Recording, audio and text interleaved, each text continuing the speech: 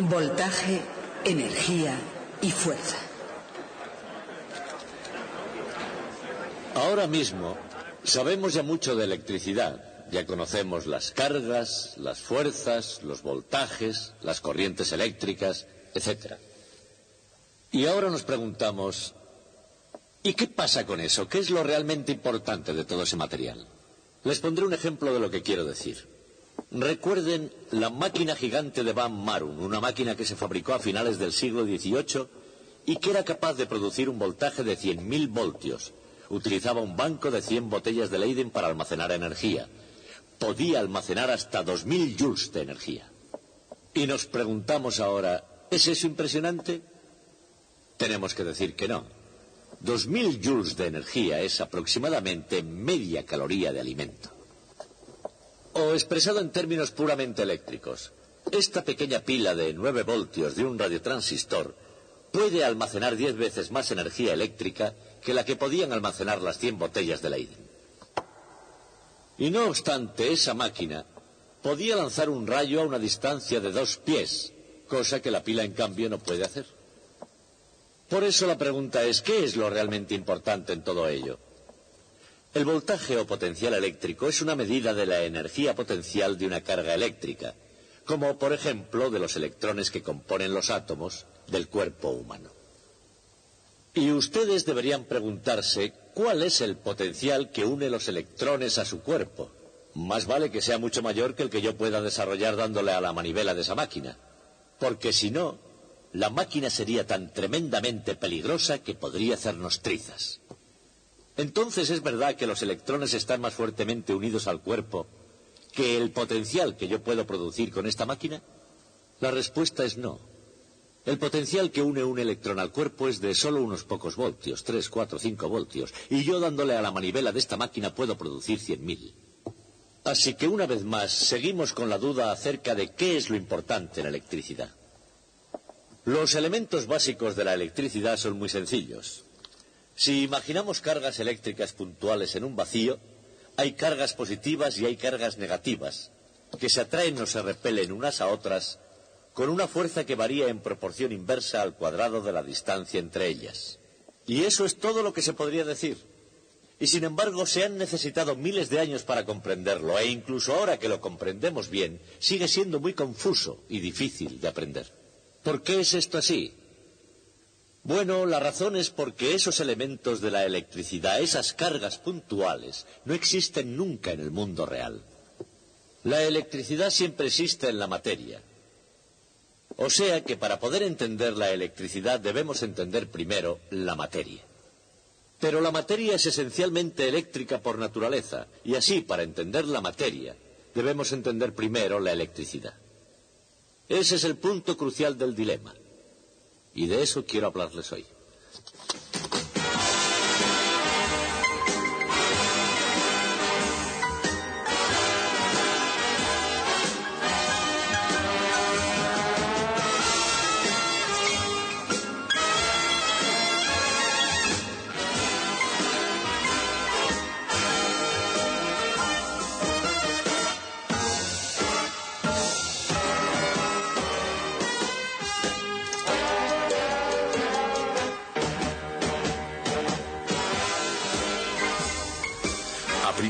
Intentar ver la electricidad en su verdadera esencia parece algo tan peligroso como salir una noche por las calles de Las Vegas. En electricidad hay muchas magnitudes: carga, potencial, campo, por nombrar solo algunas. Y con una variedad tan desconcertante es difícil saber por qué magnitud apostar.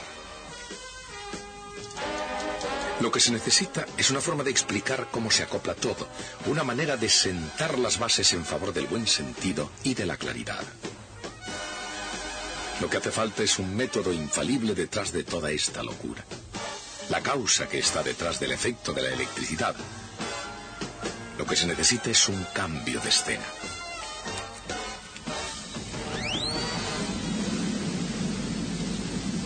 Aparentemente, la conexión eléctrica entre Las Vegas y estos montes de Nevada no es inmediatamente obvia. Por un una razón, los topógrafos no arriesgan nada en el juego. Nada queda al azar en la detallada precisión de sus mapas, ni en las medidas que determinan la altura sobre el nivel del mar de cada punto de una red previamente determinada.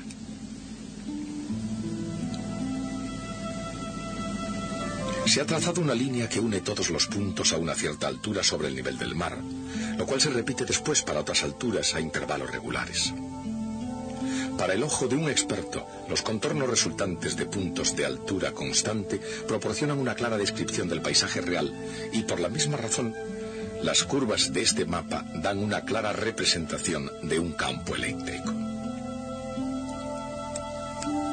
Estas son las curvas de potencial eléctrico constante, e igualmente describen un terreno con sus altos y sus bajos. Cuando en realidad un terreno tiene subidas y bajadas, el viajero prudente quiere saberlo, porque subir una colina puede resultar un trabajo duro. Y exactamente lo mismo sucede con el potencial eléctrico. Subir la pendiente del potencial cuesta trabajo.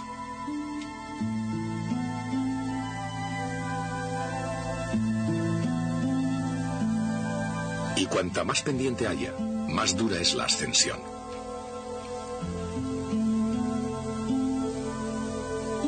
Naturalmente, si el potencial no cambia, no se necesita ningún trabajo. Y si el potencial decrece, el campo es cuesta abajo todo el camino. En esta analogía, el potencial eléctrico es ascenso y el campo eléctrico es la pendiente hacia abajo.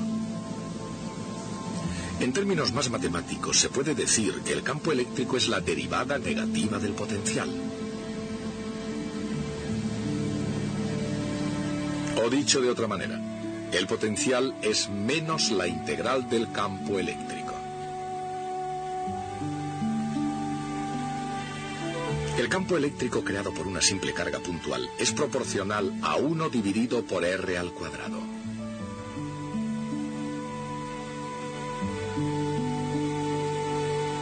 Así su integral es proporcional a 1 dividido por R. En el caso de una simple carga puntual, la dirección del campo es bastante obvia. Pero, ¿qué ocurre en situaciones más complicadas? ¿Qué aspecto tiene el campo eléctrico de ese potencial?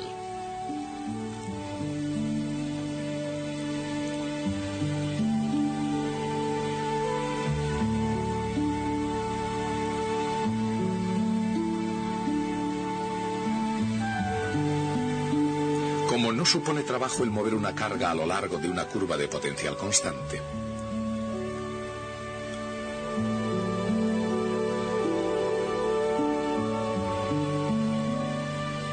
no hay componente del campo en esa dirección.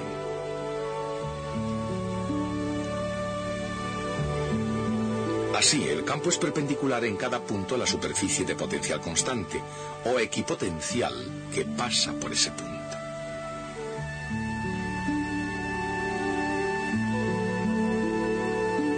Y así es como adopta su forma conocida.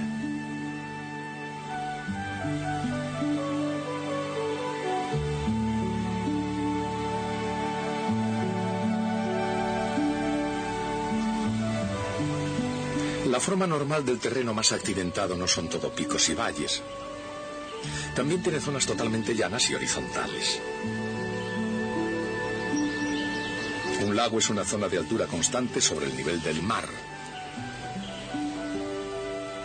Lo mismo que una zona de potencial eléctrico constante creado por un conductor en un campo eléctrico. Y como el potencial eléctrico es el mismo en cualquier punto de la superficie de un metal, el campo eléctrico es siempre perpendicular a esa superficie. En las zonas montañosas es difícil encontrar muchas cosas que sean perpendiculares a algo, pero en la ciudad es muy fácil. Aquí es facilísimo encontrar electricidad trabajando y divirtiéndose. Aunque esta proliferación de luz y de color probablemente no es lo que los pioneros de la electricidad habían pensado. A pesar de ello, pusieron los fundamentos para que así fuera. Ben Franklin también hizo su parte trayendo el potencial eléctrico desde las alturas del cielo hasta la Tierra. Thomas Edison, pensando más en el trabajo que en la diversión, capturó electricidad en un vidrio y le hizo producir luz. Probablemente la consiguiente proliferación de anuncios en neón tampoco sería imaginada por Georges Claude, físico francés que desarrolló en la práctica una luz de neón en el año 1909. Esas primeras luces de neón comenzaron a funcionar en el Gran Palais de París, no como decoración, sino como iluminación del edificio. El resplandor rojizo de esas luces era visto por todos como un inconveniente.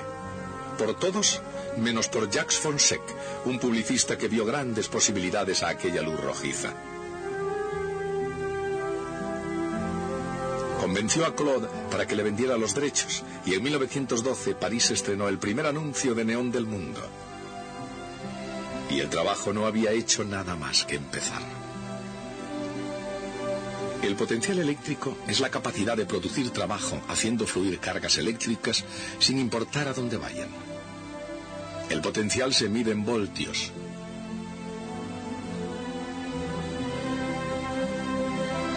Pero, ¿cómo de grande es un voltio? ¿Y cuántos voltios se necesitan para hacer un trabajo?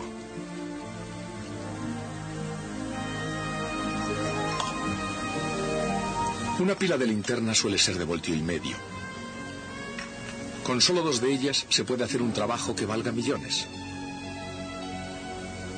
Si fuera necesario, 12 voltios bastarían para poner en marcha el automóvil para escapar. Y con 110 voltios se pueden encender 1 o 2 bombillas, o poner en fuga a un ladrón en la noche. Sin embargo, el crimen no rinde provecho. Incluso tratándose de un bandido, con solo un brazo, el juego puede ir demasiado lejos.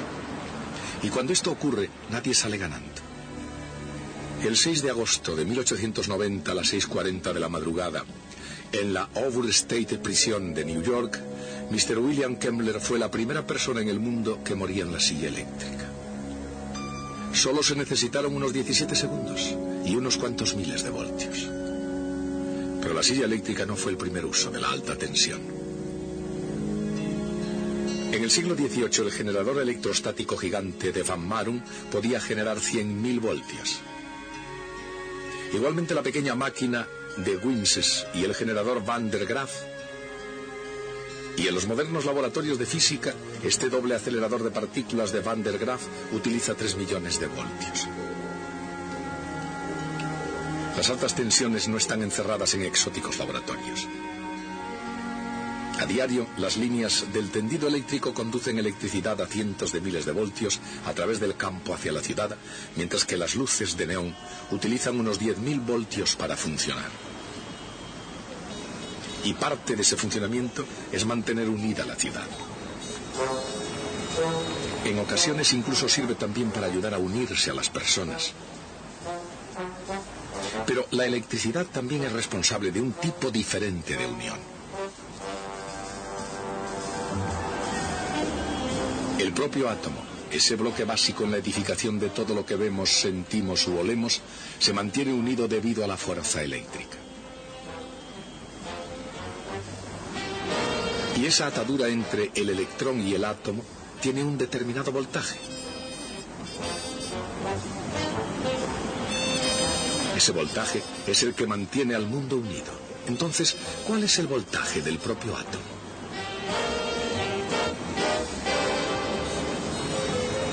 En cada átomo, la fuerza eléctrica une electrones cargados negativamente a un núcleo positivo. El núcleo es tan pequeño que se puede considerar como una carga puntual positiva, incluso aunque realmente se componga de neutrones sin carga resultante y de protones con carga positiva. Cada electrón tiene justamente la carga negativa suficiente para equilibrar la carga positiva de un protón. El resultado puede ser un átomo totalmente neutro. Esta representación, o cualquier otra de un átomo, es solamente un modelo, pero como modelo nos sirve de guía a la realidad. Y una realidad de gran importancia es que la distancia del núcleo al electrón más exterior de cualquier átomo es siempre aproximadamente un Armstrong, es decir, la 100.000.000ª parte de un centímetro. Desde el punto de vista de ese electrón exterior, los otros electrones equilibran prácticamente la carga eléctrica de todos los protones del núcleo, excepto la de uno.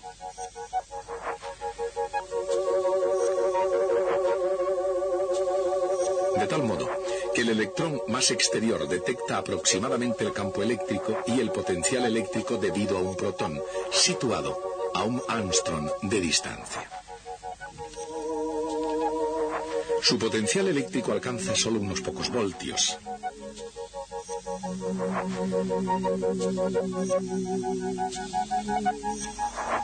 Y al ser su carga negativa, también lo es su energía potencial, medida convenientemente en unas unidades llamadas electronvoltios.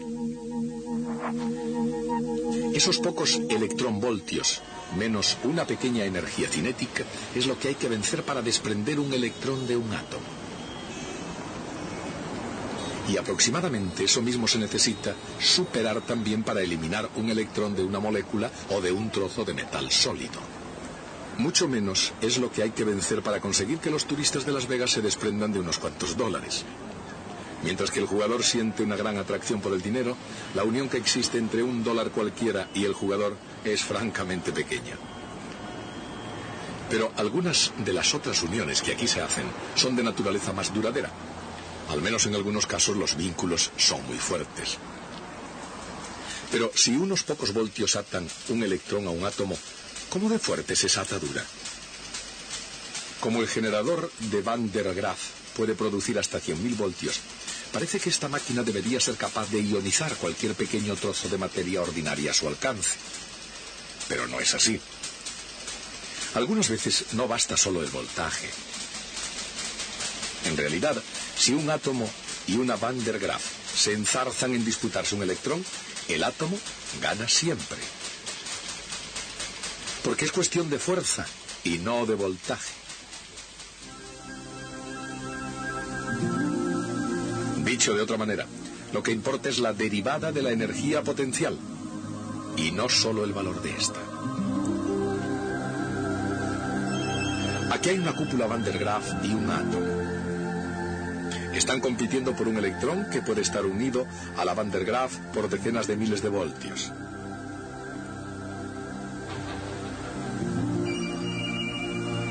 Pero ampliando esta imagen 10, 100, 1000 veces, la energía potencial del electrón debida al átomo parece ser mucho menor, pero mucho más pronunciada.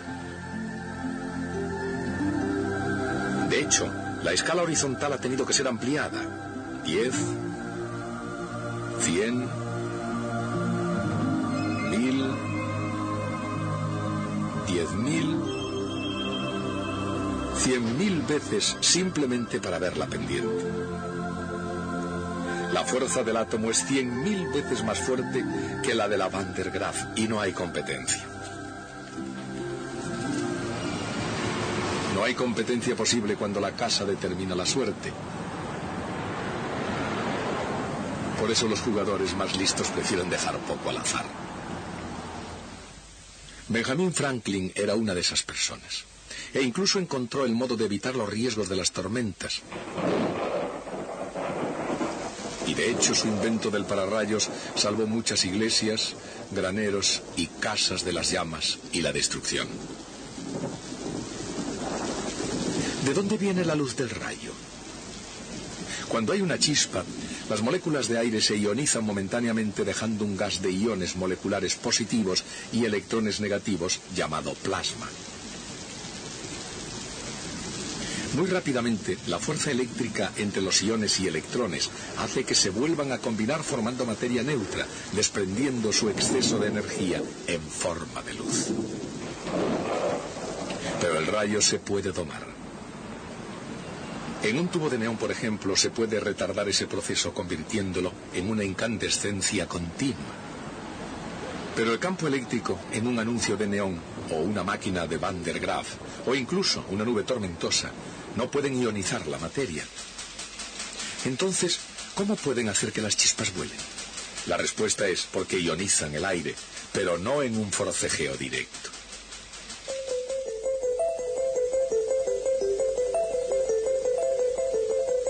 El aire alrededor de la esfera del generador de Van der Graaf contiene siempre algunos electrones casualmente.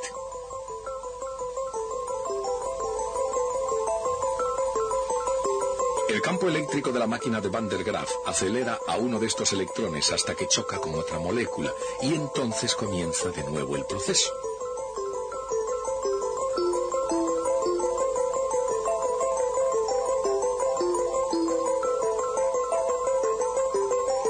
Si la distancia entre átomos es suficientemente grande y el campo es suficientemente potente, el electrón puede adquirir suficiente energía cinética como para desprender otro electrón cuando choca.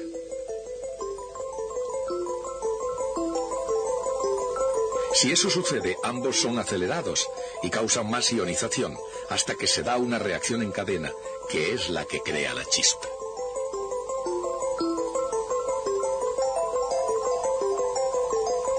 Así que un generador Van der Graaf o un anuncio de neón ionizan el aire no por pura fuerza eléctrica, sino mediante colisiones. Aunque no sé exactamente hacer trampas, es, sin embargo, un truco. Pero entonces, esta ciudad está llena de trucos. Trucos del comercio científicamente proyectados para ionizar las carteras de los turistas. Está también llena de energía. Y la energía de la gente parece crecer de hora en hora.